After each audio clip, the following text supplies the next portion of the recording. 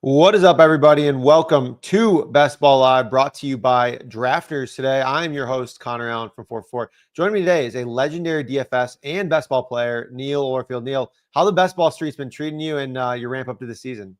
Yeah, treating me well. Just overwhelmed right now with the number of drafts I'm trying to do. I'm in a billion slow drafts, trying to get fast drafts in, just making sure that I'm getting everything in before the season. But yeah, as I was telling you before the stream, I can't really complain about that. Can't feel too bad about being overwhelmed with too many drafts. Yeah, I'm having a good summer. How you doing? Yeah, pretty good. So, all right, I'm going to put you on the spot. How many total best ball drafts, like combined across all the platforms, do you think that you'll finish, this year? My guess is I'll get to 1,400. Oh my God. It's a lot. Yeah. That is wild. I didn't even know that there was that many contests available. I was going to guess closer to like 400, 500. But I guess you're max entering everywhere, right? I mean, you just max enter all the big contests and all the sites plus all Not the. even, not, Really? there are people. So I talked to, was telling you that I'm going to Yeah. Boston this weekend for the MLB Live Final as a guest of Shady Advice. Shady Advice going to have over $150,000 in volume down. He's probably going to be in 3,000 drafts would be my guess. Cause to do that, you need to max out like the $500 contests on every site, all the big ones. I'm doing like Right. a couple of those on each site. I'm not doing like all of the little $5, $3 contests that pop up. So yeah, even with my volume, I'm not even close to maxing everything. Wow. I mean, I'm impressed to say the least. I get overwhelmed and I'm probably going to have, maybe a lot less than half of the volume that you're going to have total. So don't know how you do it, but today you and I are going to be drafting a drafters best ball team together in their big contest, 2.5 million in total prizes. So I'm going to fire this up here. Sometimes it takes like a minute or so. All right. Okay. 8 more to join. If you're watching along, you hop in the streets, draft against Neil and I. The last 2 or 3 drafts I've done, we've gotten stream sniped pretty bad, but it is what it is. It's part of the grind, part of the fun here. And then some other key differences between drafters and other sites. It is full PPR, 3 wide receivers and flex, 20 rounds, not 18. Also, I think the biggest difference here is it's total points weeks 1 through 17 instead of most other sites. It's like weeks 1 through 13 or 1 through 14, and then you get put into pods, essentially playoff pods, and then kind of like advance from those. Drafters is just total points throughout the entire season. So have you done much drafter stuff yet, Neil? Yeah, I mean, I've been mostly just in the past couple weeks, I've gotten into drafter stuff. Yeah, it's looking like could potentially overlay. Obviously, they're trying to fill it, put in a lot of effort to try to fill it. But that's the kind of thing that you need to try to take advantage of in these contests. Like that is probably the biggest edge you can find in best ball right now is just chasing overlay. And right now, this is the contest that looks the most likely to overlay. So I am hammering the main event right now. It's a format I've played it in past years also, so it's not like I'm brand new to the format, but it is always interesting to look at it every year because the ADPs will be significantly different on drafters, and just even aside from ADP, just like the bands of where players go. Sometimes there will be players that you might get a pick, you might have taken a pick 40, others the drafts will go a pick 65. Like it's pretty different from other platforms. So yeah, it's been fun getting into it a little bit right now. But yeah, I'm only probably 10 drafts completed, and then I'm in about 20 slows right now. Yeah, it's funny because I don't know what I expected. Usually with like kind of some of the other platforms outside of DraftKings, outside of Underdog, I expected the ADP to be like super soft. And I'd done a couple of drafts, and that wasn't really the case. Like, if anything, actually, I thought that some of the like people who are drafting on drafters were like more advanced than some of the DraftKings drafts that I've been in. For sure, Where 100%. like, Yeah. yeah, like, is that what you've noticed as well? Because I was like, I did a couple, and I'm like, man, this is like, I don't really love these teams. I was like, I feel like I got no value, etc.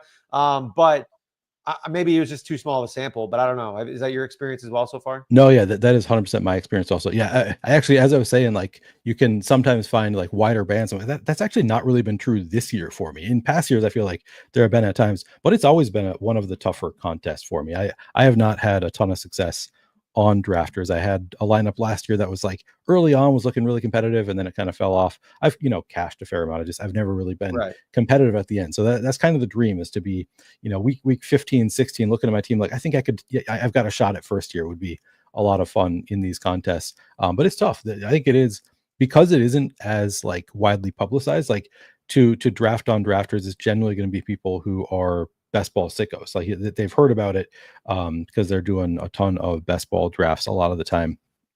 I don't think you get as many casuals. Obviously, they're trying to branch out more, and hopefully at some point we'll get more casuals in, especially as we get closer to the season.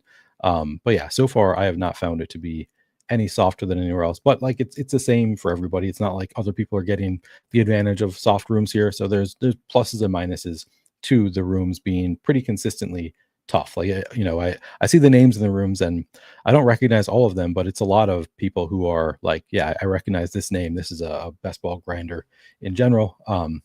But yeah, it's the same for everybody. So it's not like you're playing at a disadvantage here. Yeah, no, totally agree there. I think it is like as you get closer to the season, there's definitely more casuals, but there's also better information, which leads to less value potentially. I mean, guys like Chase Brown have already basically gone up a round plus. Even that's even at the top of the draft there. Egbuka's. I was just seeing somebody talk about Emeka Egbuka, and I'm like, man, I missed out on Egbuka when he was in the hundreds. He's tough to get now. Yeah, like I mean, I see him go 6th, 7th round before. I mean, it's been pretty crazy. And then like Joe Mixon obviously is falling off a cliff. You have the Cole Quinshon Judkins stuff, Rashee Rice suspension, which by most accounts I expected him not to be suspended, and now he's kind of gone. I mean, just I think we're expecting probably 4 to 6 games. It seems like at this point. I don't know. Is that what you're expecting as well? Yeah, I think 6 is kind of what I've assumed he's going to miss. 4, I'd be pretty happy with. Yeah, I think somewhere in that range seems pretty likely. All right, we closed the draft there. We sent a tweet out, so I would anticipate there's some people closed that like in I don't know a minute or so after I tweeted it out. So I would anticipate there's some people who we know probably in these streets. We got the 3rd pick. I love being at the front of the draft this year. I don't know how you feel, but with the 3rd I do not. pick, That's interesting. Okay. Really? Okay. I love being in those top 5, 6 picks, but I'm curious. So you prefer to be at the back, huh? I actually my favorite draft spot by far right now is pick 6. It's just with pick 6, it's like you get one of the top 6, which to me is kind of its own tier in the top 6, and then you always get somebody that I want coming back. I guess like if you're really into Chase Brown, Bucky Irving, you can usually get somebody in like the 3 spot here, so we might be okay. But I really love Brock Bowers, particularly in full PPR.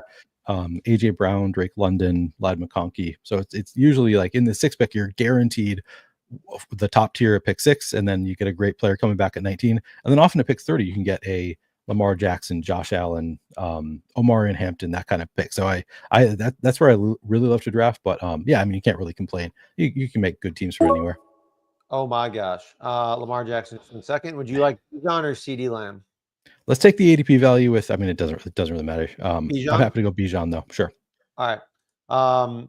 Yeah, it's like I've been mixing up really the top here. I've been drafting more and more CeeDee Lamb kind of in this range, just with like the volume that they're going to have and, not being able to run the ball and everything there. I'm still just kind of in shock. Lamar Jackson 2nd overall. Like, I don't think it's egregious enough for them to cancel, is it? Like, are we going to get this draft? I don't think so, right? I mean, it depends on the rest of their picks, but like, yeah, that pick alone not going to get it canceled. Okay, so definitely off to a good start there, especially drafting next to those people. There's nothing worse than having a dead team in the draft, and you're like on the other side of the board, and so like there's like guys are getting crazy values on the other side of the board, and you're like, okay, well, I guess I'm just drafting a normal team against the dead team. So I don't know. It's so yeah. So okay. So you prefer drafting the back, and then you said pairing those players with like Bowers. Drake London is a guy that I'm starting to target more aggressively too in kind of that 2nd round. It seems like with Darnell Mooney potentially missing some time into the season, not really having much depth behind him, and seeing 31 targets in 2 Michael Penix games last year that Drake London could crush. So been warm up to him. But yeah, I think this is one of the strongest years of fantasy, honestly, in a while, especially towards the top of the board. Like there's a legitimate like round plus of players that I really like, and then a really good 2nd tier. And I think it doesn't start getting dicey till that like 3-4 round where I think there's a lot of bigger decisions to make. One thing that I've been thinking about doing more lately is pulling players up to that like 3-4 turn, because I feel like everybody agrees. Like it's not fun drafting there. It's like there's nobody that you really want. But then like what's stopping us from pulling up a George Pickens, Travis Hunter, Calvin Ridley, Travion Henderson, like whoever you like, you can just pull them up to that 3-4 turn. So I'm thinking about doing that more and more. So I have an FFPC main event coming up and we have the 11th pick, and I don't love all the options of the 3-4 turn. So I'm like, why don't we just go like Ted McMillan and like Yeah. Xavier Worthy or DJ Moore or something like that? Like, yes, they're a reach per ADP, but like we got to get our guys that we like, or George Pickens, like something like that. Like it has to be that. So, Yeah. With you. yeah, I think it's definitely something that I'm considering as well. I'm probably going to be doing. All right, so if Bowers is there, I think that would probably be the choice, right? Oh, he's gone. Ladd, Bucky, I don't know, Jonathan Taylor. Any interest there? Ladd would be my guy. He is falling a little bit, so if you wanted to push him, you could. But yeah, No, like let's Ladd, go Trey Ladd. McBride. I'm not worried about Keenan and Allen at all. Maybe I'm underreacting, but I don't think that really impacts Ladd all that much. That's my assumption also, and I'm pretty high on Keenan Allen, so I've been chasing him up the board. But I don't. Yeah, I think Ladd is the one that's like they're gonna get Ladd his touches. I'm not too worried about that. Another guy that I've been warming up to as well, like, and the guy that I thought was fine was Josh Jacobs, but now you have Jordan Love injuring his hand, Jaden Reed in a walking boot, Romeo Dobbs banged up, Dontavian Wicks banged up. Like, I mean, that just might run the ball a ton. Like and so I don't know. I think that's kind of interesting. But where would you go here? I mean, I think Bucky, Trey, Josh, Hampton, even are all good options. Yeah, or Josh Allen. Like they're all strong. If you want to just go Bucky, I'd be happy with that. Let's Totally up go. to you though. Let's go Bucky. Obviously the Wirfs injury is a little bit, I don't know, dicey, I would say, but at the same time, this guy in 2 spot, by the way, just went Travis Kelce. I didn't even realize that. So, yeah, that's interesting. I think he's just a donkey. I don't think that's like a true dead team or any cheating there going on. Yeah. Yeah, I mean, I really like Bucky Irving. I thought he dominated touches down the stretch. The coaching staff mentioned, like in the offseason, hey, we're just going to keep things the way that it was at the end of last season, which means, and Rashad White's already dinged up. So, like, I think we're going to see full workhorse Bucky Irving, and in that offense should probably be pretty good. So, I think, again, 3rd round, I'm not shying away there. Agree. And also, I mean, I think that we're gonna have, I guess I didn't see what the ADP is on Ladd here. Or sorry, on Bucky Irving. I would assume that this is going to be kind of a unique start, which in these For sure. contests where you're competing against the entire field, I think that's more powerful. So like in other best ball formats where it's like you're only competing against 12 players for 14 weeks and then you're in smaller pods, it's a little bit of a different thing. But in a contest like this, where you're competing against hundreds of thousands of teams all at once for the entire season, I think getting unique starts, so just taking the falling values is really powerful. And that's kind of what we've done so far with, Bijan at 3, not a huge faller, but Ladd a little bit of fall, and then Bucky a little bit of fall. Usually both of them are 2nd round picks. So now we get kind of a unique start, I think, in this one. Yep. No, for sure. Totally agree there. And I'm assuming that, is it the parentheses here, or is that how many drafts that they've done before? Is that like what we're seeing here? I assume that's the case. Yeah.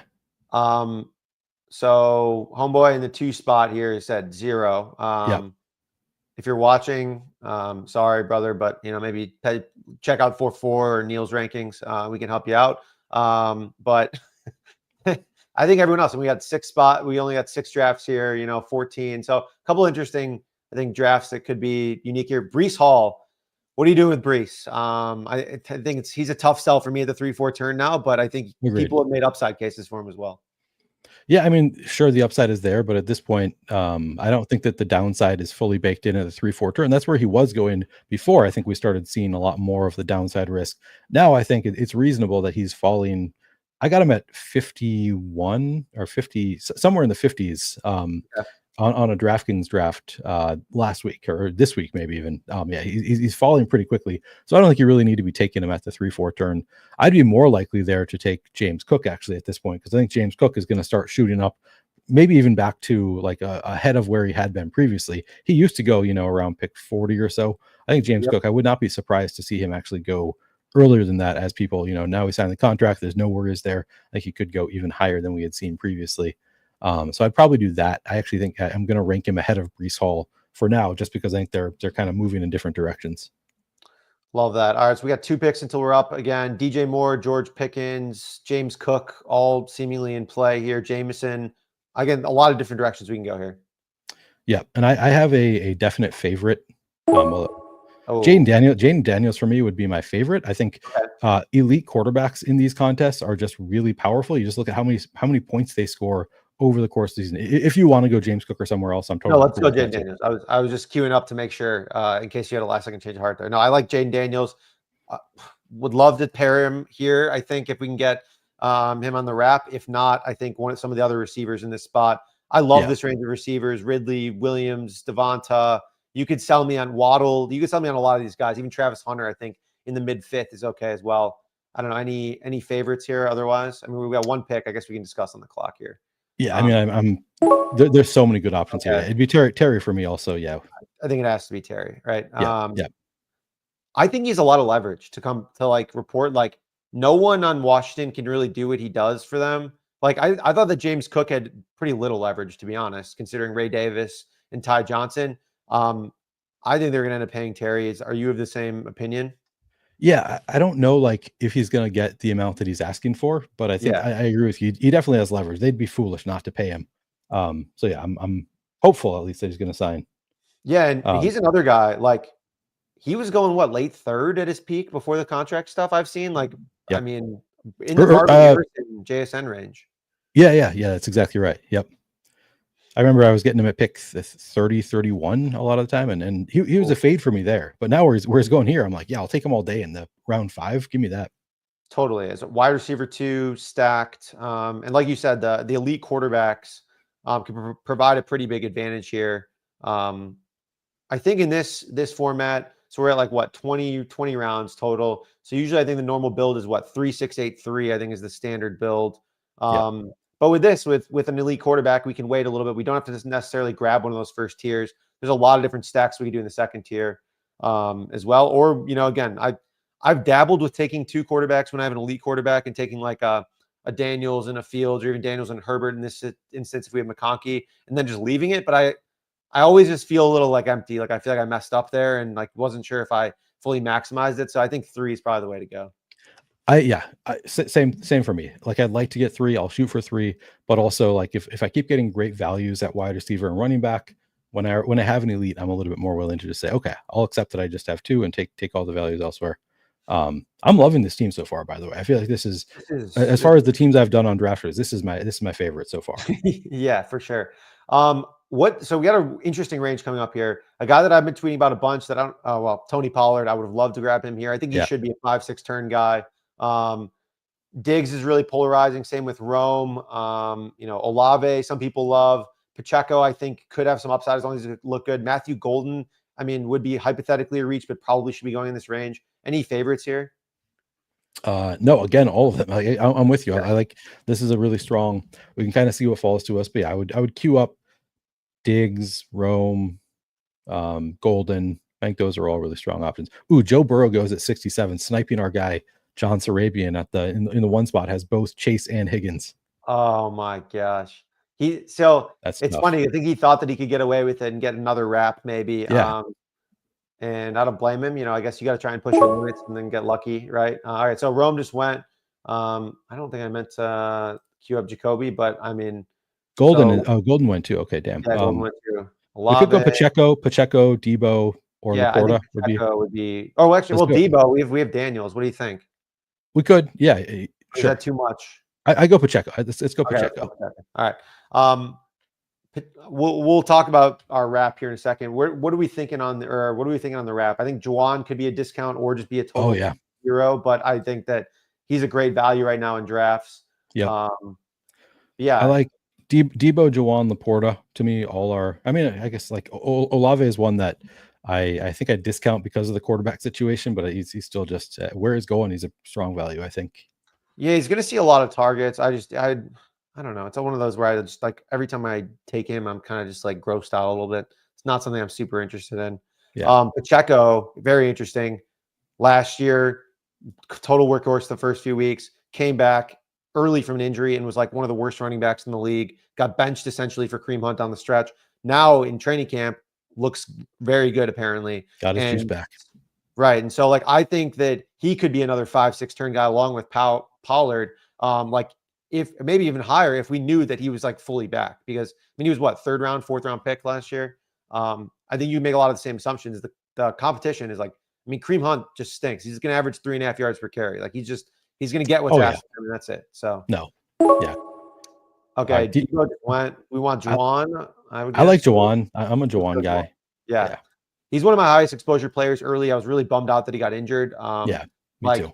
Like Ayuk's going to miss at least 6 weeks. I think part of that clip that was underrated was like, he's like, we'll reevaluate then. It could be 10 weeks. I mean, we have no idea. Ricky Pearsall's, essentially always banged up. Debo's always gone. But I think regardless, like Juwan's going to be playing no matter what. He's going to be on the field, even if all those guys are back. He kind of carved out a role. So I think he could be in for a massive season. But I'm taking all the 49ers. I'm taking Kittle. I'm taking Juwan. I'm taking Pearsall. I think all of them are massive values this year. Me too. Yeah, I love all of them. Even buying the dip on Ayuk a little bit. I mean, I less so recently because I think the quote was pretty bearish. Like it's like we're going to start evaluating after week 5. To me, is not great. I don't love hearing that because that means it could be more like 10, 12 games. Who knows what the limit is there. So yeah, I'm not really loving Ayuk right now. I've already got kind of a lot, but I've been buying the dip on Juwan Jennings.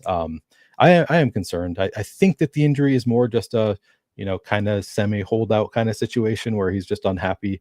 I'm not sure that it's actually an injury, but there's certainly some concern that it is a real injury. Regardless, I think he's going to be back at some point, and he's going to be in a really good spot when he comes back. But yeah, Pearsall. I mean, Pearsall went at 57 in this draft. I don't think I've taken him that early yet. I'll probably take him around later there, where that person took Pollard. I've taken him there. Yeah, it's been tough because like I'm trying to chase up Pearsall a little bit, but the board is chasing up quicker than I am, and I don't think I'm going to follow him all the way. Yeah, I mean, I'm not taking Pearsall over Waddle, Flowers. Yeah. I mean, I think he belongs more in the Diggs Odunze golden tier, to be honest. So that's a tough sell for me. We're in a really good spot. 3 running backs, elite quarterback, 3 wide receivers. We can really go a wide variety of directions here. The guy who's way buried on the board and is not caught up to ADP yet, Tyler Warren, is way down there. Mark Andrews has some appeal with we can just keep hammering wide out. I think there's a lot of different directions we go. If any of these guys pop, I don't necessarily love this range right here, to be honest. I don't either. This is a really tough range. Yeah, let's think about it. So do we want, we've got Ladd. We don't need to be taking, we could take, Purdy already went. So that's already not an option for us. Yeah. So it's probably not a quarterback range for us. No, I don't think so either. Unless, no. I wouldn't hate to. I mean, Hawkinson is fine. Yep. Let's take a look at the running backs. You want to go just position by position real quick? Yeah, running backs. I think Dobbins could be okay. Tracy, maybe. It's kind of gross. Yeah. Wide receivers. Jaden Higgins. Pittman is possible. I'd consider Pittman, actually Reed, Kupp. But it's still Hawkinson, probably my favorite so far, unless you like something else better. Let's go Hawkinson here. And we can maybe grab one of those guys at the turn. I think I would prefer these wideouts over these running backs, to be honest. Like, I think there's a really other good running back tier as we get kind of into this range. Yeah. And that's kind of been my strategy, is getting like a couple early, or none early, and then hammering the Pollard Pacheco tier, and then just drafting a bunch of these guys later. So wide receiver, any favorites here? You mentioned Pittman. I like Higgins. Some upside, yeah. Reed, I don't know what to do with. I mean, maybe we're just getting him in a massive value. Like, I guess in best ball, he's probably a good pick if he comes back pretty quick and is like healthy-ish in weeks 2, 3. But with the Jordan Love injury too, it kind of adds a little even more uncertainty. So True. I don't know. I have a lot of them early. I've kind of been shying away lately, but maybe that's just cowardice. I don't know. No, I think I've been doing the same thing. Also, like Golden looking better and better. Sounds like they finally have a receiver who has good hands. So that's promising for the Packers, but not for the rest of the receivers. With that said, he would be my pick here at 99 if he falls here. Just again, we're accumulating value on this team, and I think that's pretty powerful. And I think there's a good chance that he is just the best here. So it'd probably be Reed. Yeah, I think he is. I mean, he just again, when he's healthy in week 3 or 4, and if Jordan Love is back in week 1, he's going to have a bunch of spike weeks. Look at this massive quarterback run here. We got 6, 7 quarterbacks going in the last 8 picks. So yeah, I think he's a good option. Again, and he's a 4th receiver. It's not like we don't really need much of a floor here. Honestly, it's we can just play the spike weeks, I think, and we'll be in a good spot. Yeah, I mean, Hawkinson is I think a great pick there too. Like, if we get anything from JJ McCarthy, reasonably competent, he's probably a value where we got him, which is 94th overall. Yeah, no, I'm liking the value there. We're setting ourselves up for a nice quarterback too. Like, we're in a good spot to get either JJ McCarthy or Jordan Love. here at the next run, or Justin Herbert actually. We have the Yep. receivers for all of them, so love that. Yeah, no, I think we're in a good spot here. Okay, Pittman and Higgins just went. Yeah, we're could take another tight end. I think these look like pretty strong options. This tight end range also. So yeah, I feel like we're in a good spot with our next picks. I was Here's taking. your go ahead. Sorry, go for it. I was gonna say I was taking a ton of like late Packer stacks, like Golden Reed, Yep. Love, Kraft. Like those were like some of my like maybe not late, but like middle tier, middle round stacks. But what were you gonna ask there? I was gonna ask what you're doing with Keenan Allen because like I said, I've been chasing him up the board. I think he's like one of the more polarizing picks right now. I don't know if I would want to take him at pick 123. I'd consider him there, but he's somebody that I'm pretty in on PPR sites in particular. I think just the potential that he's going to have 110 receptions this year is not lost on me. Right. What are you I doing mean, with him though? I think that there's a potential here for us to go Herbert and just chase Keenan up to 123. And Yeah, then we have McConkey, Keenan, and Herbert. And then, I mean, that's a pretty sweet stack too. Again, like if McCarthy's there, I think that's interesting too with Hawkinson. Like, but yeah, like I think I'm more drafting him in the 130s. But in this like range of wideouts, like, especially after, I think Marvin Mims is interesting if he's going to play more. Cedric Tillman, I really like. But Trey Harris, I mean, might be in the shadow realm, like which sucks because I yeah, drafted a bunch of them early. me too. Yeah, Palmer, Romeo Dobbs. Like I like Kyle Williams, but like he's again very murky path to playing time right now. So yeah, I mean, I think Keenan, like we can just keep chasing up to the point of like, I don't know, I'd probably take him over Bateman, probably take him over Burden. I would definitely take him over Mooney right now just because of the uncertainty there. So yeah, like I think that there's still a little bit of room to chase him out. Maybe not too much more, but a little bit of room. yeah. I think this is kind of the limit for me. Is this round 10, round 11 range? The one thing I would look at is the two teams to the left of us. I know JSU just took two quarterbacks. Yep. See, does he have any Chargers? Any reason to take No, we do Herbert? have What King about two, who's a wild card, but he has Lamar and Baker already. So, I yeah? mean, So I would, if we're gonna do that, I would actually probably take Keenan first. I think like those teams are just more likely to take Keenan. yeah, And then we have if they do take Justin Herbert for some reason, we have the Love out. yep. Okay, we'll see what. Yeah, the great went. Okay, so he goes Kraft. See, Okay, I would probably go Keenan Allen first. let's go Keenan. Yeah, you go Keenan, and then ideally we get Herbert on the wrap. If somehow one of these guys, mostly Karshav, I don't think that Sarab over here is going to take our guy Herbert, but if he does, just to spite us, I wouldn't blame him. Yeah, I mean he did get sniped pretty bad, so it wasn't us though, John. We didn't do it. Yeah, Burden Mims. I mean, it's a pretty sweet turn. Like I think two guys with upside. Burden right now seems a little buried on the depth chart. I would honestly, I think that Olmid Zacchaeus is going to start over in week 1 if I had to guess, to be honest. Oh, really? But Man, okay. I just based on Bears reports, based on who's sitting out at camp, based on like what's going on right now, I would guess that Zacchaeus is going to start over him, but that Burden's going to work in very quickly, and by like week 2 or 3, he'll be a full-time player. But again, just speculating there. Okay, pick Shaheed. All right, so I think we go Herbert here. Yep, I'm with you. We do. They are both week 12 buys, Herbert and Daniel. So we do need a third quarterback, I think, or Yep. we're sacrificing 15 points of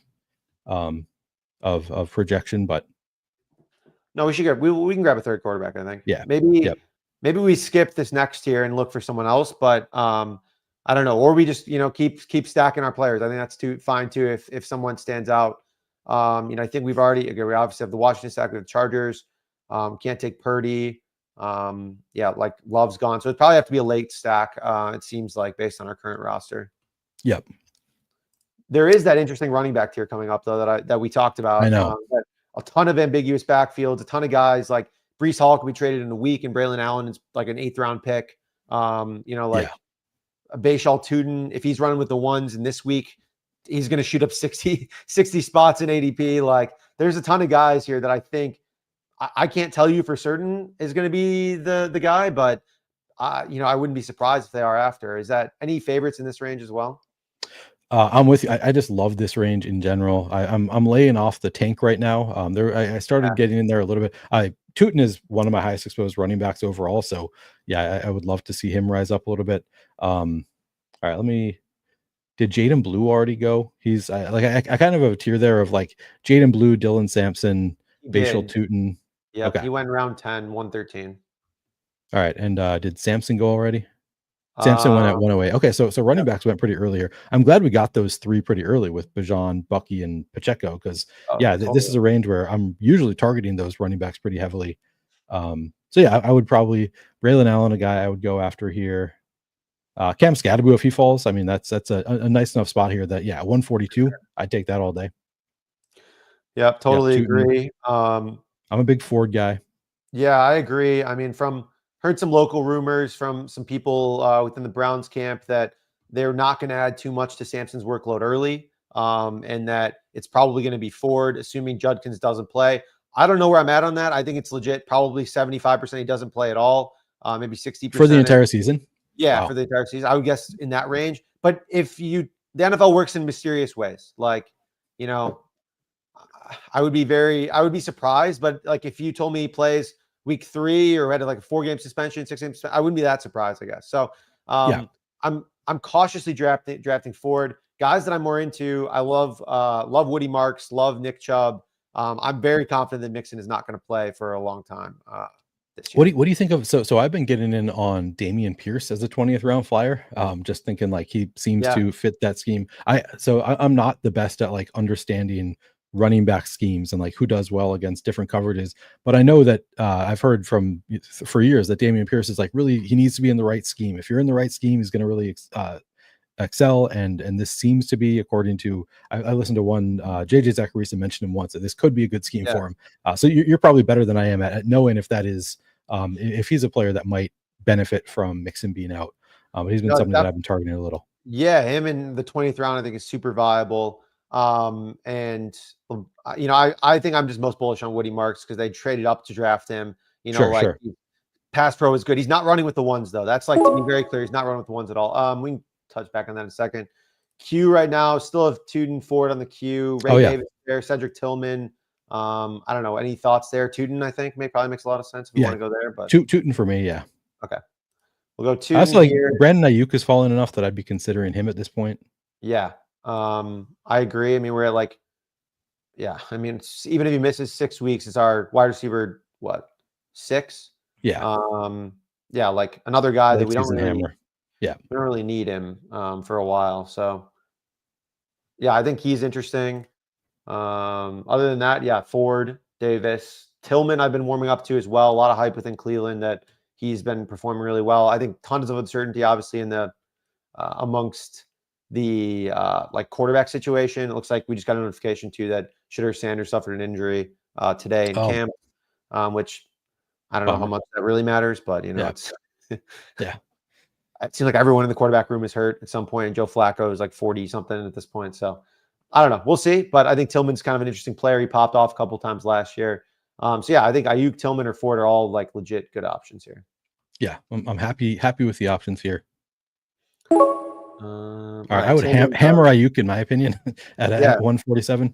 let's go Ayuk. Yeah, I mean, this is again, don't have a ton of Ayuk, but at 147, I mean, you could definitely convince me when you're drafting next to 2 rookies who probably won't even play that much to start the year, and then I mean, yeah, just like a bunch of guys, who are not Yeah. really don't have quite the upside that Ayuk does.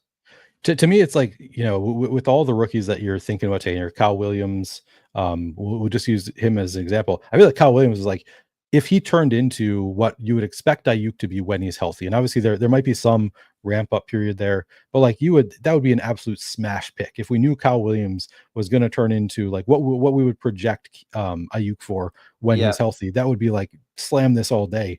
I think Ayuk, it's a little bit boring. People don't want to click it, and obviously there is some chance that he just never does get healthy, never does come back and turn back into himself. But it's I think the odds of that happening with Kyle Williams are more likely than Brandon Ayuk, and people are going to reach for the rookies, more exciting, whatever. But yeah, in for just one season, give me Ayuk all day.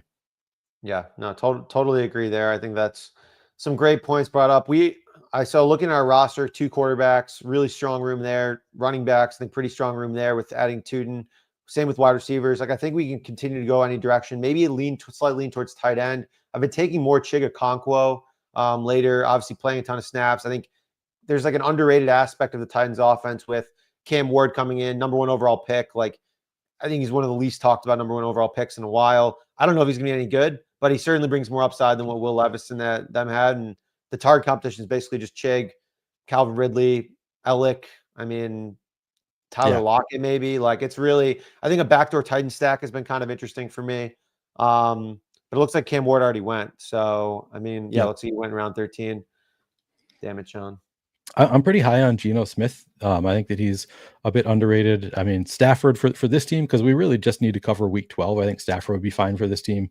Yep. And Gino. Richardson would be Gino goes.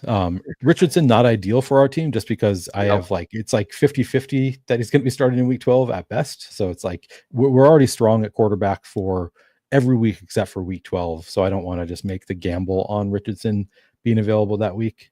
Yeah. Darnold, Rodgers, totally fine in my opinion. Yeah, like we don't really have any other, like, I guess the only other question would be like any late stacking options here for Stafford, and or we just could Well, roll into naked Stafford.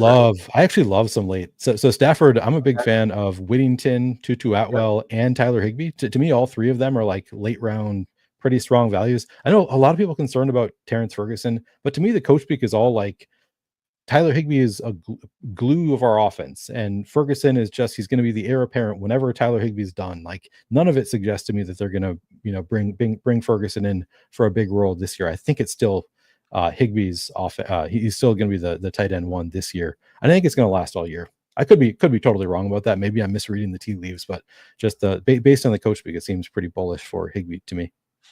Yeah, I think that it's an interesting spot because he crushed at the end of last year when he came back from his injury.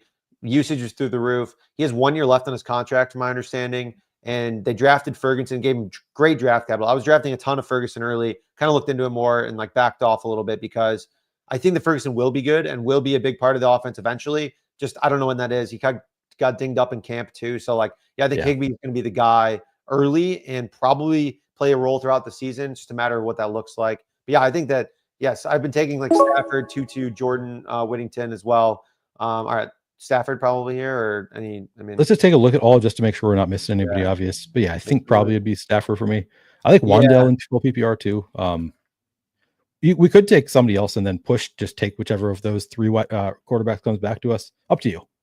yeah. I mean, would you want Wandale or would you I want? like Wandale. Yeah, I like Wandale quite a bit. Let's go Wandale then. Just it's full PPR. Malik Neighbors hurt right now. It's a little bit like I'm still drafting Malik Neighbors as though he's fine, but there is some like you can see the upside with Wandale last year when Malik Neighbors missed. He just became the target hound. So I think Wandale a pretty strong pick. And to me, it's just like I don't really care between Stafford, Rodgers, and Darnold. To me, it's all right now. We're just trying to fill 1 week, really. So yeah, I have a stupid amount of Rodgers from when he was kind of like free. undecided about Yeah, everything yeah, and just like, and he was like going in like the 200s for a while. Like, and I'm like, all right, well, like he's going to play. I don't really think that like, even though he's in a run heavy offense, like Rodgers is going to get up to the line and check to whatever the hell he wants to do. And like he's always done. Ben Roethlisberger did the same thing with the Steelers, like for a while and would just like pass whenever he wanted basically. Now it's a little different with Arthur Smith now, but still it's like, I think he's going to throw as whenever he wants. And he loves to throw in the short down and distance situations. So I think we should go Stafford here, right? let's do it. Yeah. Okay. Um, yeah, I Richardson I would be interested in if we didn't have the same buy here potentially. But yeah, it's like we kind of need Well, someone it's who's not the going to same play. bias. It's just that we don't know if he's going to play in Yeah, week 12 is the only. Yeah. So it's just like that's because we late. have 2 weeks. Yeah, it is late. And it's like, does he get hurt? Like he gets hurt all the time, just loses the job. I just truly think it's like a coin toss, whether he's going to start that week. And since we're just trying to, cover that 1 week really. Do all right. Gun to your head right now. Week 1. Who's the Colts starter? Week 1, I would say probably Daniel Jones. Okay. I don't feel that strongly about it. Yeah, I don't. Who do you think? I really don't have a strong opinion about week 1. To me, it's just so Yeah. like I have no idea. It like I thought it was like borderline a lock for it to be Daniel Jones for a while, given Anthony Richardson had like an injury before, and then he's like started training camp basically totally fine. Was like I think they were neck and neck, and then Yep. obviously he suffered another injury that was like by the football guys, people the film grinders and everyone they said that was like almost entirely Anthony Richardson's fault that Yeah. he got blown up. Yep. So Yeah, I mean, like, it's just things like that. He's going to keep getting hurt. Like, I just have a tough time envisioning the coaching staff trusting him. They're on the hot seat. Like, they need to get, they need to get some reasonable quarterback play here. So I think it'll be Daniel Jones. How long he lasts, how long he plays, really up in the air, I think. But we'll see. All Yeah. right, so we're coming back here. 4 running backs. I think we could probably add another running back, maybe a tight end here as well. I love a lot of the late tight ends. So, Yep. again, Me too. Juwan, Theo, Conklin maybe in this build could make sense. I haven't seen much. What's that guy's name? Aronde Gadsden got some hype for a while as Yeah. well. Higbee, obviously. But running back wise, Jalen Wright, Keaton Mitchell, I think can pop. Kyle Monungai. Yep. DJ Giddens is great, like upside as well. I don't know. Any favorites here? Yeah, unfortunately, we just had the run on your guy Woody Marks, who I think he's a good pick. Also, Will Shipley, JCM, all three, a bunch of guys that I target. Jalen Wright, even. So it's been a little bit tough, but I do like Taj Brooks a little bit. I don't think this is a team that needs Miles Sanders. I take a fair amount of Miles Sanders, but not on teams that have 3 studs like this one. And then I'd rather take an upside shot on. Yeah, Taj Brooks is a favorite of mine. Like I think like guys like Taj Brooks. All right, so let's go Brooks. I think that probably makes sense. Unless we're missing anyone else here. I mean, DJ Giddens, the other one that I was going to throw out, but yeah. they're the same to me. I like Brooks. Okay. We'll go Brooks here. Yeah, I think we want guys that we can project for massive roles if something happens to a starter. Like it's not, I think Keaton Mitchell is viable in some other types of builds where maybe you skipped on running back early or like, have some fringe starters. You need a couple of those pop weeks. Like we have a pretty good baseline, I think, with Bijan, with Bucky, with Pacheco of like touches. So like we don't necessarily need the guy who's going to occasionally, pop for like once or twice. We kind of need some guys who could maybe be a 2nd round or 3rd round pick next year, like Taj Brooks, exactly. Chase Brown were to just, I don't know, fall off the face of the earth, basically. Yeah, exactly. No, I think Brooks made a lot of sense for this team. We could take another one of those guys in a Jarquez Hunter, DJ Giddens, if you like anybody like that. Otherwise, I think we could go another tight end potentially here. Yeah, tight end could make sense. Any favorites in this range? Theo Johnson is up there for me. I like Higbee quite a bit, but we could probably wait on Higbee. Elijah Arroyo was another name I was going to say. Yeah, I mean, we could do that. The Arroyo stuff coming out of camp is a little weird. I think it just went. Yeah. But, all right, what do we want to do here? We want running back or tight end? Maybe tight end can make sense. Just grab one. Yeah. And we can probably take Theo, and you can usually get Higbee later because we might want to go 3 tight ends in this one. Yeah. Yep. I feel like Theo's getting some steam. And we've got Wandale, so a little bit of team correlation there. Yeah, nice. This is a good team. I like this squad. Yeah, it's really, this is, like I said, this is still my favorite team that I've drafted on Drafters. So happy to be a part of it. For sure. Same. All right. Yeah, I mean, I don't know why it had like the team builds right here for a while, and now it's just like that just disappeared. I don't know. Oh, really? I mean, there was like the number that we drafted. Maybe, here we go. There's 3, 5, 7, 2. So again, we have 3 picks left. The standard build is 3, 6, 8, 3. So one more of each of running back, wide receiver, tight end. I think we're kind of well balanced enough that if we felt strongly enough either way, we could go 3, 5, 9, 3, or whatever, skip out in the other way. I would say the only thing we probably need one more tight end. That's what I would suggest. I would agree with that. Fannin also a guy that we could go with.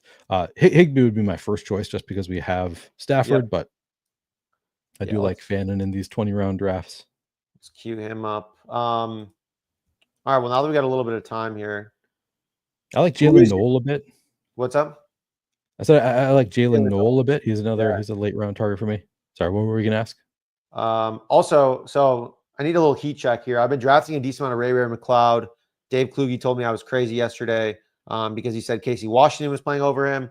I kind of did a little more research. I don't know if that's necessarily true. He's going to be out there. He played like 85% of the snaps last year. Mooney's banged up.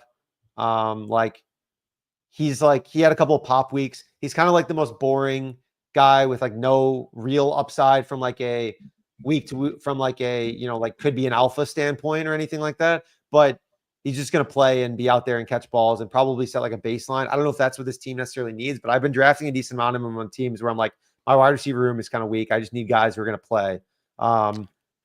So full disclosure, I don't think I've drafted him like at all Wow. across Okay. my hundreds of drafts. I do Yeah, not think you're crazy though. People have brought him up a couple times in chat on YouTube, and I've thought that's kind of interesting. Yeah, I think it's just one of those things. I haven't been able to get myself to do it because it is kind of boring, it is and so because boring. you just look at last year, it was like he was so good early on, and then they just kind of went away from him. But you make a good point. It's like he was still running a ton of routes. With Mooney out, there's potential that he could be more. So and Penix, like Penix might be just a lot better Yeah, than it seems. I think his success was with Cousins, right? So that's it the was. It was not with Penix at all. Like he had like 6 targets in 2 games. London had 31.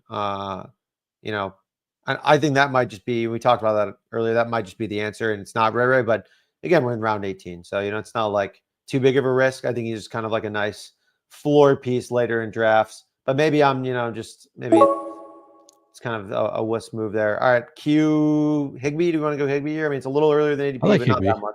I think that's probably the move. Okay. Okay. So yeah, we have our little Rams backdoor stack there. We probably could add another like Rams piece in the receiving game here, I think would make sense. A Whittington or a Tutu.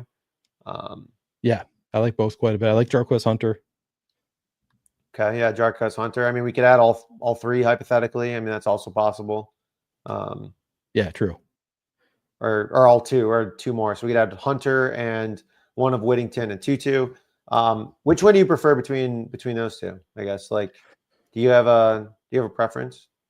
Not really. I like them both quite a bit. I think Whittington is the one that's going to go in fewer drafts, so I think he could be a little bit more powerful in this full season format. So yeah, maybe a slight preference for Whittington.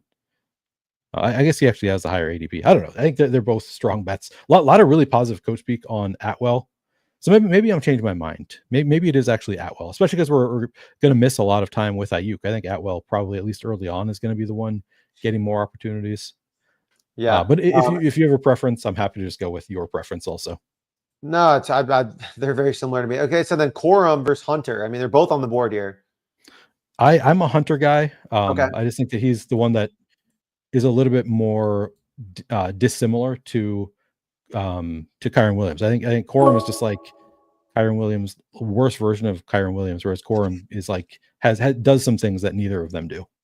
Yeah, I think we Hunter, should. yeah, I think we should go Hunter here, right? First, and I like then that. Yeah, and then we can whoever falls back to us. If one of them does, great. If they don't, we can just go to a different receiver. yep, cool. Q there. All right, we're in a great spot. We're in the driver's seat. Got our stacks in. I think good. Range of buys. Nothing too crazy there. I mean, week 14 might be a little tough on the receivers, but they'll figure it out. We got some veterans in the room. They'll carry the locker room. It'll be okay. Anyways, so who I want to put you on the spot again? Who's like your most drafted player right now? Just out of curiosity. It's one of Jalen Noel or Bashal Tootin overall. So it's like I'm not a guy who reaches a ton. I'm usually like I kind of let ADP dictate what I'm doing to some extent. So it's always going to be a later pick for me, or at least most of the time it's going to be a later pick. But Bashal Tootin to me has just been pretty good value all season, like all drafting season. He's been pretty cheap. I've lightened up a little bit with the Tank Bigsby buzz, and Yep. now I'm back on. So like there was like a week there where I was like, all right, I'm going taking my foot off the gas a little bit with Tootin, and sometimes taking a Dylan Sampson or somebody else there instead. And now I'm back in on Tootin. So yeah, it's either Tootin or Jalen Noel. I've got like 25% JJ McCarthy this year. Oh wow. Um, like I told you, I live in Minnesota. This is like I feel like this is one of the few times where it's like I can be a homer and it could be awesome. Like it might not be great, but like there is the possibility that JJ McCarthy is just him in a great offense with KOC. Like everything comes together. So I think this is the time to like, all right, let's try it out. Let's see if JJ McCarthy is great and we're getting him at a good enough value that I could benefit in a big way. So it's mostly just I'm allowing myself to be a homer and going after a ton of JJ McCarthy. I'm usually super flat at quarterback in particular, just because you're only drafting 2 or 3. I'm always trying to stack, et cetera, et cetera. But Right. yeah, this is I'm making an exception this year. I'm still not taking them unstacked, but I'm making the exception to like, all right, if I don't have Justin Jefferson, I'll take a Jordan Addison or a TJ Hawkinson and set it up a lot of the time. Yeah, I think he's a great. The Vikings are a great situation to just like buy into some uncertainty there. Kind of like last year with Darnold, like people weren't really sure what to expect, and he obviously came out and just crushed. For the most part, obviously until like really, really late in the season, and then I think McCarthy just could be significantly better. Maybe a little more speed bumps, maybe a little bit more rocky to start, but the highs are going to be high, and that's what we want in this kind of format. Yeah, we have a bunch of chats here. Sorry guys, we're not ignoring you. Good morning, nice flannel. I love that. You may get Thank lucky. you. And he's on super flex ranks. That honestly, that may be possible because that guy took Lamar, Baker, and then Rodgers and Shadur. So he's Yeah, 4 quarterbacks. That's legit, very possible. Sam Robinson, good morning. Nice to see you, Sam. Back at it. What's up, my guys? Terry, what's good? going on, Terry. Fantasy Guru Drew. Drew got Justin Steele in my mentions yesterday. I thought that was funny. Oh, That was nice. hilarious. And then change the draft start countdown to 1 minute. Is that like are you talking They about? ran a poll yesterday. Yeah, once it Okay. fills, it's 1 minute instead of 2. Oh yeah. All right, Whittington or Tutu? That's we're back on the clock. You said you preferred Whittington or Tutu, right? I think I came back around to Atwell. Yeah, it's so up, like it's so 50-50, but I think for this team, I think I prefer Atwell. All right, let's go Atwell. Oh, nice. We got a nice view of the board here too. Okay, no, let me just X out of that. Okay, so no, just drafters. Take a You don't second, want guys. to see it? You don't want to see the team? I want to see all the board. Like it's Yeah. all right. So yeah, I mean overall really strong draft. I think got some value on Bucky. We got value on Jaden and Terry stack there. Same with Jennings. I think if he's ends up being healthy tomorrow, he's going to shoot back up another 10 picks plus. And then beyond that, like the Keenan Herbert stack along with all right, we'll just figure sure. Keenan and Matt Herbert, McConkey, I think that's a great look there. And then Stafford, we kind of got Stafford, Atwell, and Higbee late in the drafts. I mean, is there anything you would have done differently? I feel like we kind of nailed what we thought we were going to do there. No, I think we crushed this draft. This is, I mean, a lot is going to rely on Stafford's health. I think like if Stafford is hurt, like that's going to hurt. I mean, they're all kind of late picks though too. So even if Stafford is hurt, like it doesn't totally kill the team. But if Stafford is healthy and the Rams are rolling, I think this could be a really powerful team with the additions of Higbee, Atwell, Charquez, Hunter, and Stafford on the end. I think that's just one more like just betting on that full team on a team where we were already strong. And in this format, like you do need to be a juggernaut because you're competing against hundreds of thousands of teams for that grand prize, as opposed to the smaller pods in other formats. So yeah, I love this team. I think awesome to get the values on both Ladd and Bucky Irving. So to get really unique, I think combo with Bijan, Bucky, and Ladd. Then we get Fallers with, I mean, that trio, and then we get Jaden Daniels with Terry McLaurin, who used to be a 3-4 turn combo. Now we're getting them in the 4-5. Like that's awesome. This team is just, it's going to be unique. Obviously, who knows how the players are going to perform, but I also think we covered like we were taking some uncertainty with Juwan Jennings, Jaden Reed, and Yep. Brandon Ayuk. So I think we have 3 players that are like a little bit iffy there, but I feel like we cover them pretty well. If things do not go perfect for us at the start, I think Keenan Allen like gonna have a pretty high floor. I think from the start. Wandale Robinson same way, and potentially Tutu Atwell. I don't know. We'll see, but no, I feel really good about this team. Yeah, great mix of floor, great mix of upside. I mean, again, we can have some of our running backs pop even in the flex spot as well, which is not necessarily ideal, but like I think to cover some of the maybe uncertainty as well. So, yeah, I mean, again, I really like this team. Definitely gonna tweet this out after, and I'll tag you in it. I think this was it's a good joint work here. I think specifically, but I guess last question here before you leave. How are you balancing, with drafters format, like you mentioned, you're playing against hundreds of thousands of other people versus something like DraftKings or Underdog where you're playing in pods? Like, is there any different strategy, or are you just drafting the best team that you like using the same kind of subset of rules of stacking and roster construction, et cetera?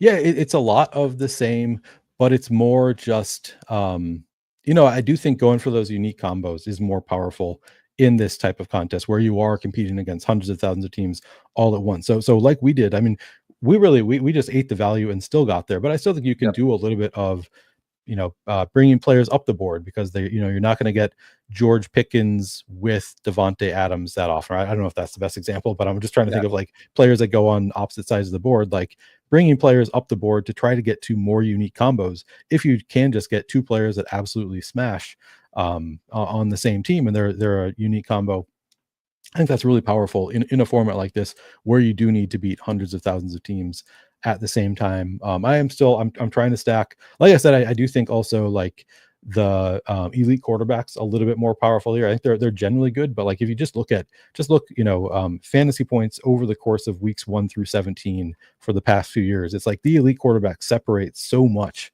from like the not necessarily there can be like a tier of elite quarterbacks, but like the way they separate from QB 12, QB 13, QB 14 is just massive. And you don't see that to the same extent with the receivers that are going in that round. The round 3 receivers don't separate from, the receivers that go much later. So I think it's pretty powerful to get those elite quarterbacks.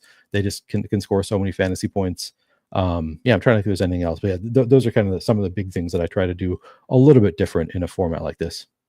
Yep. No, I love that. There's some great thoughts there. And then last question, we got Sam Robinson thoughts on my team from the 8 hole. So you get CMC and then a bunch of receivers: James Conner, Justin Fields, Andrews, Warren, Henry, a tight end, Braylon Allen. I mean, this is another team that this looks very similar to a lot of my other teams that I've drafted, to be honest. So yeah, this is a great build. 3-6-8-3. Yeah, definitely another competitive team. Like I think we all benefited from some unique roster construction by team 2. To say the least. 4-5-8-3 is not a build traditionally go with, but yeah. So overall, I think really That's strong, good. crushing it there, and awesome. Well, Neil, I really appreciate you coming on, man. We're doing this on your channel too, but for those watching on 4for4, tell everyone where they could find you or anything you got coming up in the next week or so. Yeah, I got a lot coming up today actually. So I'm at PlayerQDFS on Twitter. Today at 3 o'clock Eastern, 2 o'clock Real America time, I'm going to be on with Pat Corain on my channel, the Flaniverse, to join me for a draft. That'll be fun. And then I'm actually after that tonight, I'm going to be going on Best Ball Guys channel for another draft. I don't remember exactly, but it's early evening sometime going there as well. But yeah, 3 o'clock Eastern on my channel with Pat Corain. Check it out. Love that. I have a busy day as well. I'm heading over to Coach Speak Index's channel for a little guest spot there. And then we have Move the Line as well. Talk about one of the upcoming divisions. I think it's NFC West is what we're doing this week. But, for everyone tuning in, really appreciate you. I will be back next week with another awesome guest. And make sure to use code 4for4. Get a 50% deposit bonus up to $100. Join the Drafter Streets, as you can see. Plenty of room to win some money here. So thank you all. For Neil, I'm Connor. See you all soon.